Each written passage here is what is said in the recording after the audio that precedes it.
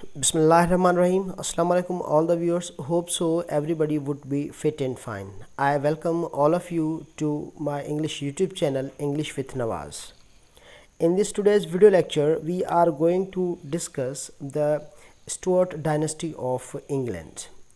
In our last video we discussed about the Tudor dynasty that ended in 1603. लेकिन आज की इस video में हम इंग्लैंड की जो स्टुअर्ट डायनेस्टी है उसको हम डिस्कस करेंगे. First of all, have a brief look at this chart. This is the chart that shows all the kings and queens of House of Stuart. House of Stuart कहें या जो है वो Stuart dynasty कहें, एक ही बात है. It started in 1603. आप देखेंगे कि जो जेम्स वन है he was the first king of this. अब देखें जो House of Stuart है, इस पूरी स्लाइड में आप देखेंगे कि it started in 1603. Queen Elizabeth one के इंतकाल के बाद ट्यूडर डायनेस्टी जो है वो मुकम्मल तौर पे ख़त्म हो गई थी. अब जैसे ही एलिजाबेथ वन का इंतकाल होता है तो James one became the king of England. James one started Stuart dynasty in England. कि जो स्टुअर्ट डायनेस्टी है वो 1603 से लेके 1714 तक जो है वो इंग्लैंड में रही. तो इस पूरी जो डायनेस्टी है इसके जो है वो टोटल 5 किंग्स थे और 2 क्वींस थी. First ruler was James one, last ruler was Queen Anne. अब James one is also called James four of Scotland, क्योंकि जेम्स वन जो इंग्लैंड का 1603 में बादशाह बना था ये ऑलरेडी स्कॉटलैंड का बादशाह था और स्कॉटलैंड का ये 4th किंग था. इसीलिए इसको जो है वो जेम्स 4th ऑफ स्कॉटलैंड कहेंगे, जेम्स वन ऑफ इंग्लैंड कहेंगे. All right. The total span of this dynasty was 111 years. मतलब कि पूरे 111 साल तक जो है वो स्टुअर्ट डायनेस्टी ने इंग्लैंड पे अपनी हुकूमत की है. 1649 टू 1660 तक ये जो 11 साल हैं इसमें जो है वो इंग्लैंड के अंदर commonwealth government under the rulership of Oliver Cromwell आ गई थी. ओलिवर क्रोमवेल जो था एक प्रोटेस्टेंट था. ही कंट्रोल्ड इंग्लैंड, इसीलिए हम इसको कहते हैं कॉमनवेल्थ गवर्नमेंट 11 साल तक. तो वो बात आगे चल के हम जो है इस चीज़ को डिटेल में डिस्कस करेंगे. Here is the first slide of the king James one. James one का जो रेन है, जो टाइम पीरियड है 1603 से लेके 1625 तक है, मतलब कि 22 साल तक. अब जो जेम्स वन का जैसे हम आगाज़ करेंगे तो हम जो है वो लिटरेचर के अंदर एक हम चीज़ पढ़ते हैं डिवाइन राइट ऑफ किंग्स. अब डिवाइन राइट ऑफ किंग्स का मतलब क्या था कि James one believed that Kings were appointed by God so there authority can not be challenged. कि जेम्स वन इस बात पे बिलीव करते थे कि जो किंग्स होते हैं किसी भी मुल्क के उनको जो है वो खुदा की तरफ से जो है वो अपॉइंट किया जाता है. इसीलिए किंग्स जो है वो अपनी मर्ज़ी चलाएंगे और किंग्स की जो मर्ज़ी होती है उसको कोई भी चैलेंज नहीं कर सकता था. पूरी यूरोप के अंदर जो था ये डिवाइन रूल चल रहा था. मतलब कि जितने भी किंग्स थे पूरी यूरोप के अंदर वो सारे जो है इस डिवाइन रूल को फॉलो कर रहे थे. तो अब जेम्स वन क्योंकि उसके माइंड में ये था कि जो जितनी भी किंग्स की मर्ज़ी है या किंग्स की अथॉरिटी जो है उसको कोई चैलेंज नहीं कर सकता. इस वजह से इसको जो है वो रिजिड टाइप ऑफ रूलर कहा जाता है. तो अब इसके टाइम पीरियड में आप देखेंगे कि there was a conflict with English parliament. अब जो इंग्लिश पार्लियामेंट थी, जो दूसरे पॉलिटिशियंस थे, उनके साथ जेम्स वन के कॉन्फ्लिक्ट पैदा हो गए क्योंकि जेम्स वन ये कह रहा था कि I have divine right of kingship. मुझे जो है वो डिवाइन राइट है, मैं जो मर्ज़ी चलाना चाहूँ मैं चला सकता हूँ. इसीलिए जो इंग्लिश पार्लियामेंट के साथ इसके कॉन्फ्लिक्ट पैदा हो गए. दूसरा, Catholics were not allowed to celebrate. अब कैथोलिक्स क्या हैं? Catholic is a group of Christians जो प्रोटेस्टेंट से कुछ डिफरेंस होता है. अब कैथोलिक वो क्रिश्चियंस होते हैं जो पोप्स पे जो है वो बिलीव करते हैं. पोप सिस्टम होता है, पोप के बाद जो है वो फॉलोअर्स होते हैं. अब वो जो कैथोलिक्स थे उनको इंग्लैंड के अंदर, स्कॉटलैंड के अंदर कोई अथॉरिटी नहीं थी, कोई जो है वो परमिशन नहीं थी कि वो अपने रिलीजियस फेस्टिवल या रिलीजियस जो उनके त्यौहार हैं उनको वो सेलिब्रेट कर सकें। इसीलिए जेम्स वन के साथ कैथोलिक जो क्रिश्चियंस थे उनका कॉन्फ्लिक्ट चल रहा था। Next, Puritan demands were declined. Puritans is also a group of Christians, rigid type of Christians जो होते हैं, जो बाइबल को फॉलो करते हैं, जो जीसस क्रिस्ट को जो है वो मानते हैं, जो ये बिलीव करते हैं कि every Christian is a priest, he is in a direct communication with God, there is no need of priesthood, there is no need of मुल्लाशिप to communicate with Allah almighty. तो जो प्यूरिटन्स थे उनकी कुछ डिमांड्स थी, उनको जेम्स वन ने जो है वो डिक्लाइन कर दिया था, उन डिमांड्स को पूरा नहीं किया था, इसीलिए प्यूरिटन्स के साथ भी जेम्स वन का कॉन्फ्लिक्ट चल रहा था। आफ्टर दैट एक जस्ट टर्म है Jacobean, relating to era of James one. अब हेनरी हडसन की जो लिटरेचर वाली बुक है या त्रिविधि वाली जो बुक है उसमें आप जैकोबियन वर्ड पढ़ेंगे तो उसका मतलब ये है कि the time period, the era that is related to James one, या जेम्स वन का जो दौर हुकूमत है उसको भी जो है वो हम जैकोबियन कहते हैं। अब आप देखें कि James one he was in conflict with English parliament, he was in conflict with Catholics, he was in conflict with Puritans. अब इसीलिए जेम्स वन का जो दौर हुकूमत है इसके अंदर पूरी इंग्लैंड के अंदर जो था वो कियोस चल रहा था, मतलब कि लॉ एंड ऑर्डर की जो सिचुएशन थी वो बहुत ही ख़राब चल रही थी। मतलब कि इंडिया के अंदर जो इंटरनल कॉन्फ्लिक्ट्स थे इंग्लैंड के अंदर वो बहुत ज़्यादा थे। As James one died, his son Charles one became the king of England. Charles I, the son of James I, became king in 1625. अब चार्ल्स वन जो कि जेम्स वन का बेटा था, he dissolved English parliament, so a civil war was waged in his time. He was beheaded in the same civil war. अब जो English parliament थी Charles one ने उसको डिसॉल्व कर दिया था, इसीलिए पूरी इंग्लैंड के अंदर एक सिविल वार चल रही थी। अब उस सिविल वार के नतीजे में चार्ल्स वन को जो है वो कत्ल किया गया था। इसलिए 1649 में जो है वो 1649 में चार्ल्स वन के बाद कॉमनवेल्थ गवर्नमेंट का इंग्लैंड के अंदर आगाज़ होता है। ऑल राइट, कैरोलिन आप वर्ड पढ़ेंगे जिसका मतलब होता है relating to Charles one. Caroline आप हिस्ट्री के बुक्स में पढ़ें या लिटरेचर के बुक्स में जब आप पढ़ेंगे तो बार बार कैरोलिन वर्ड आएगा तो उसका मतलब होगा related to the time period, related to the age of Charles one. उसके बाद एक वर्ड है कैवेलियर। कैवेलियर का मतलब होता है रिलेटिंग टू चार्ल्स वन।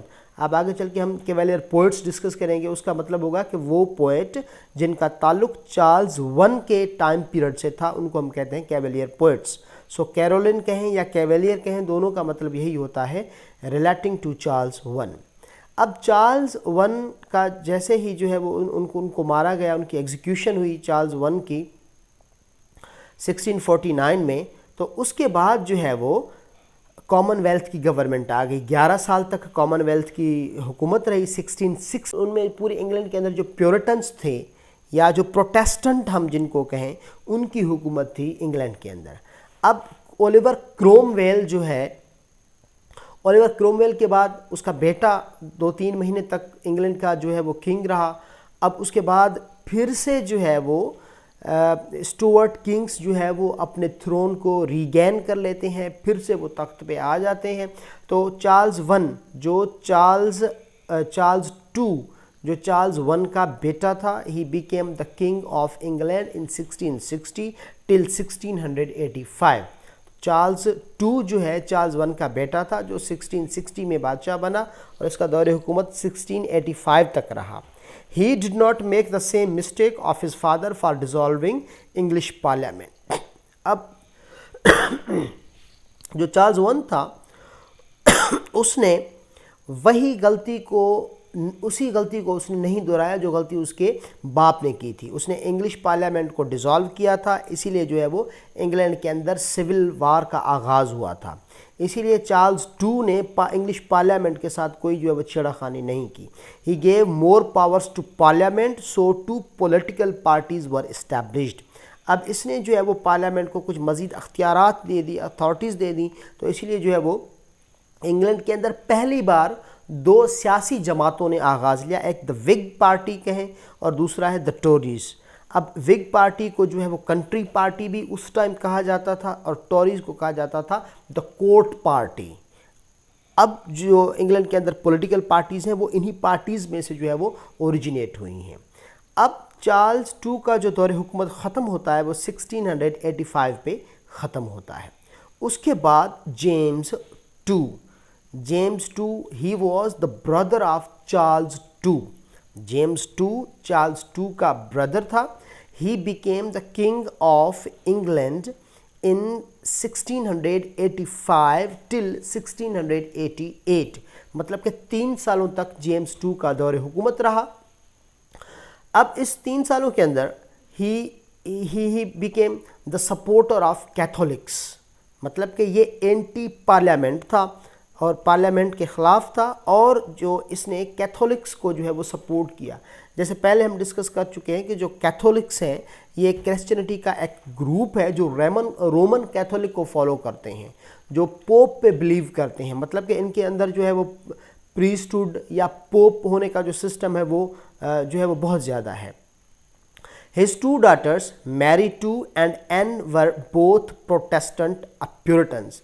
अब देखें जेम्स टू खुद जो है ये कैथोलिक को सपोर्ट कर रहा है और इसकी 2 बेटियां Mary two and Queen Anne ये दोनों प्रोटेस्टेंट हैं, मतलब कि ये 2 अलग अलग ग्रुप से इन दोनों का ताल्लुक था। Father was a Catholic, on the other hand his daughters were Protestant. Alright, आगे हम जो है वो आगे हम पढ़ेंगे कि Mary two also became the queen and Anne also became the queen of England. अगर एक टर्म दिया गया है Jacobite, supporter of James two. Literature में, हिस्ट्री के बुक्स में जब आप वर्ड जेकोबाइट पढ़ें या जेकोबियन पढ़ें, इसका मतलब ये होगा कि जो है वो सपोर्टर ऑफ जेम्स टू, वो उस टाइम के वो लोग जो जेम्स टू की हुकूमत को सपोर्ट कर रहे थे उनको जेकोबाइट कहा जाता है। ऑलराइट, अब देखें, इसमें गौर से देखें कि जेम्स टू की 2 बेटियां थी, एक मैरी टू, एक तो मैरी वन हमने ट्यूडर डायनेस्टी में पढ़ी थी जो एलिजाबेथ से पहले इंग्लैंड की जो है वो क्वीन हुआ करती थी। अब यहाँ पे Mary two and Anne. After that there came a glorious revolution in England, मतलब कि 1688 में इंग्लैंड के अंदर एक ग्लोरियस रेवोल्यूशन आ गया था। अब what is glorious revolution? In 1688, the eldest daughter of James II and the wife of William of Orange, मतलब कि जो जेम्स टू की बड़ी बेटी थी और विलियम की वाइफ थी, became joint rulers of England. James II was forced to leave English throne.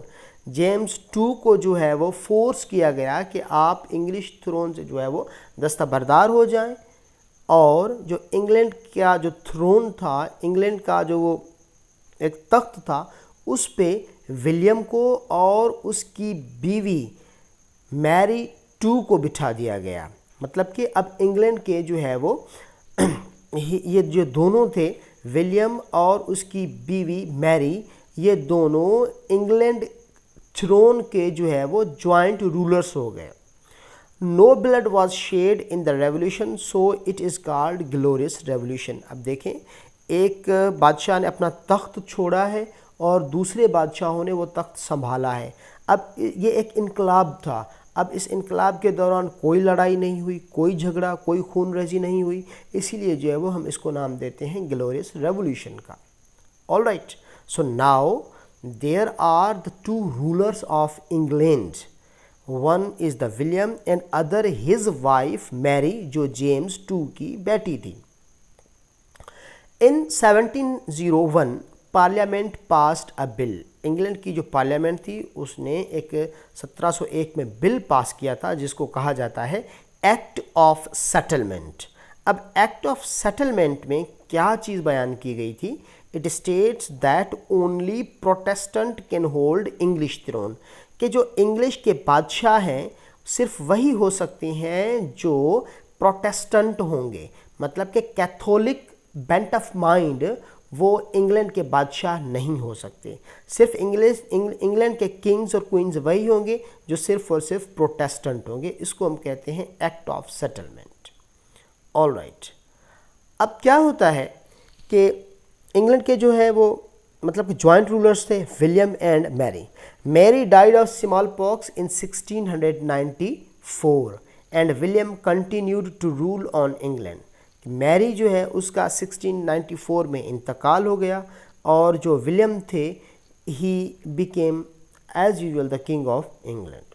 William and Mary had no children, so Mary's younger sister Anne became next ruler of England in 1702 till 1714। अब William और Mary को जो है वो अपनी औलाद नहीं थी जो बादशाह बन सके, इसीलिए मैरी ने अपनी छोटी बहन को इंग्लैंड की जो है वो नेक्स्ट जो है वो क्वीन के लिए मुंतखब कर दिया था। अब जैसे ही विलियम का 1702 में इंतकाल होता है तो मैरी की छोटी जो बहन थी वो जो है वो इंग्लैंड की नेक्स्ट क्वीन बन गई। अब एन के जो है वो हम आते हैं दौर हुकूमत में। Anne became the queen of England in 1702 till 1714 तक, मतलब कि 12 साल तक जो इंग्लैंड की क्वीन रही। इन 1707 act of union between England and Scotland was passed. 1707 में इंग्लैंड और स्कॉटलैंड के दरमियान एक बिल पास किया गया था। उस बिल का मतलब ये था कि इंग्लैंड और स्कॉटलैंड की जो हुकूमत है वो एक ही रहेगी, मतलब कि इन दोनों का जो बादशाह होगा, जो किंग होगा, क्वीन होगी, वो एक ही होगी। इस तब से जो है वो नाम पड़ा द यूनाइटेड किंगडम, जो हम इंग्लैंड को कहते हैं। अब यूनाइटेड किंगडम का मतलब ये है कि there would be the same king of England as well as Scotland. Anne had no surviving child to inherit the throne, so her cousin son George became king of England in 1714 till 1727 तक। मतलब कि जो N है उसका कोई surviving child नहीं था जो इंग्लैंड के तख्त पे बैठ सके, इसीलिए क्वीन एन का जो एक डिस्टेंट कज़न था, दूर दराज का कज़न था जॉर्ज वन, उसको जो है वो जब जैसे ही क्वीन एन का इंतकाल होता है उसको जो है वो तख्त पे बिठा दिया जाता है। Death of Anne brought end to House of Stuart in England. George was a distant cousin from James I। जैसे ही क्वीन एन का इंतकाल होता है उसके साथ साथ स्टुअर्ट डायनेस्टी जो है इंग्लैंड में वो अपने इख्तिताम पे पहुंच जाती है। She was the last ruler of Stuart dynasty in England. जब आप लिटरेचर की हिस्ट्री पढ़ेंगे तो उसमें जो एज ऑफ मिल्टन है, एज ऑफ